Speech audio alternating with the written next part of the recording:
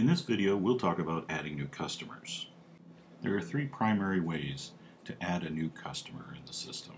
The first is to select customers in the Entities sidebar, and then click Add in the toolbar. The second method is to use the Action menu and select New Customer. The third and fastest method is to just click the F3 function key from anywhere within the main screen. Regardless of the method you use, you will end up at the Customer Editor screen.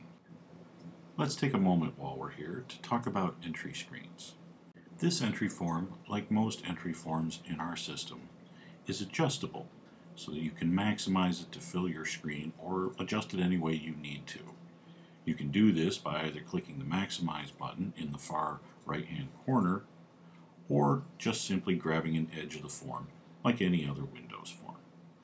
Whatever you do here will be stored and the system will remember it the next time you go to use this form.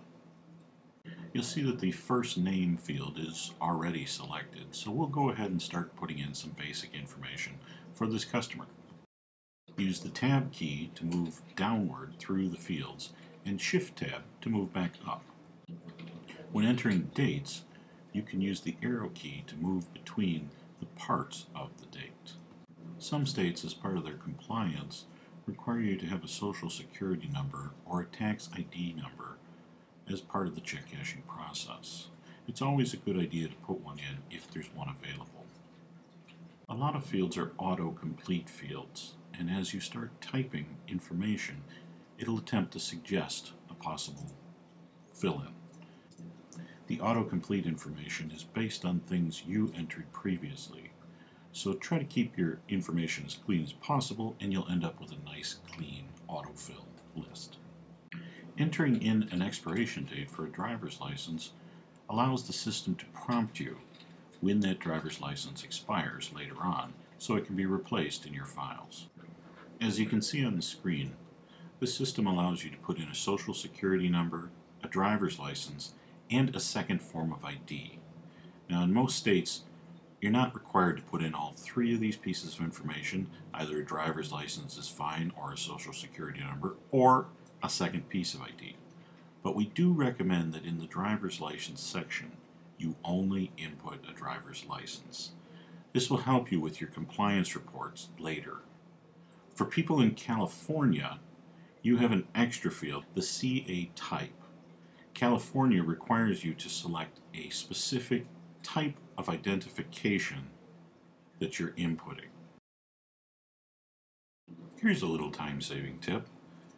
If the customer has a physical home phone, not a cell phone, but a physical home phone, you can put in that number and use lookup to confirm their information and also to fill in their home address. Reverse phone number lookup is an excellent way to reduce check fraud, and it's a good idea to use it on both the customer's home phone number and their work number whenever you can. The last few fields are informational for you to use throughout the system. Tags allows you to put in keywords for this particular customer that will help you find them later on.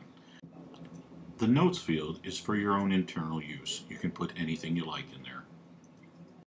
The last two fields have to do with your customer's standing in your system.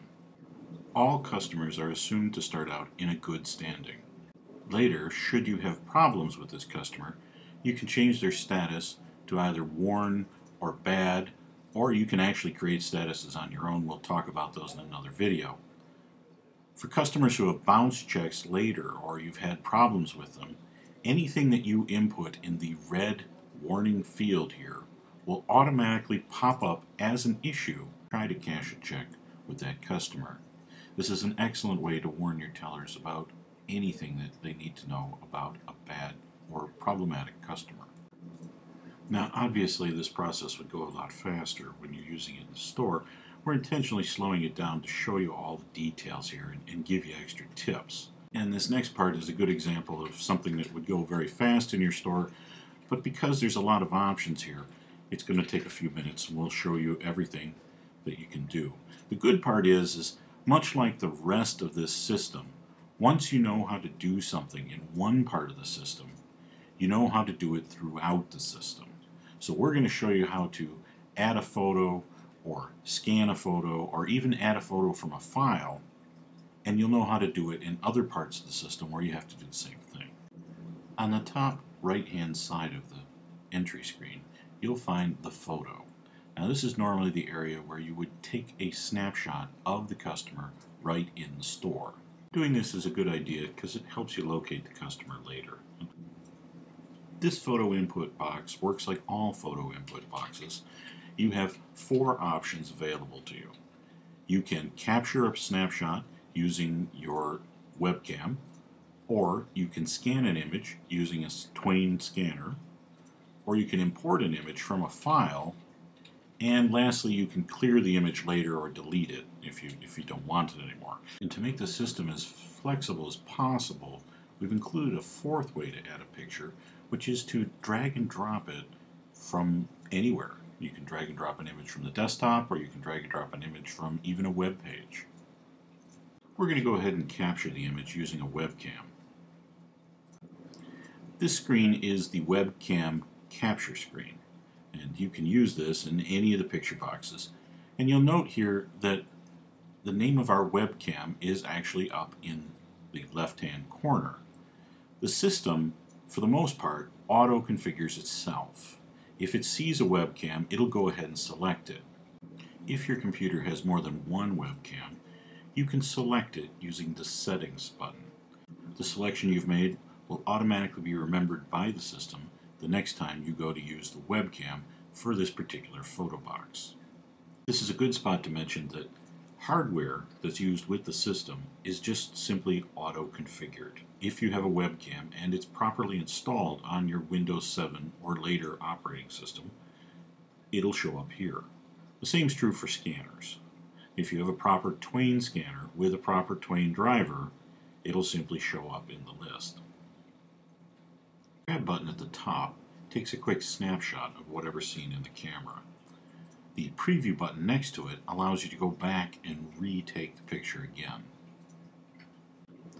Clicking Finish will close this box, and if you haven't clicked Grab, it will actually grab the picture as well. Like all dialog boxes, Cancel can be triggered by pushing Escape, and the Action button on the bottom right-hand side of the screen can be triggered by pushing F12. In this case it's Finish. Very often it's Save or OK. Now we'll go ahead and scan in the driver's license. Just like the webcam capture screen, you'll see that our Twain scanner was selected automatically. We can change this in the Settings button, as well as some of the other features of the scanner, whether or not we want to scan color or black and white, and some resolution things. But for the most part, it auto sets itself up. On the left-hand side, you'll see a group of buttons that allow you to select what type of item you're scanning. Now it automatically picked identification here because it knew that was where we were coming from. However, you might be trying to scan some other form of ID, like a vertical driver's license used for people under 21, and you could click it here and it would auto adjust what it scanned in the scanner. To speed up your process, you'll find that these buttons have shortcut buttons, which you can tell simply by moving your mouse over them and hovering for a moment. It'll let you know what the shortcut key is. Almost every button on this form has a shortcut for it. Once you've set this form up the first time, 9 times out of 10 you're simply going to push F4 or click the scan button to do your scan.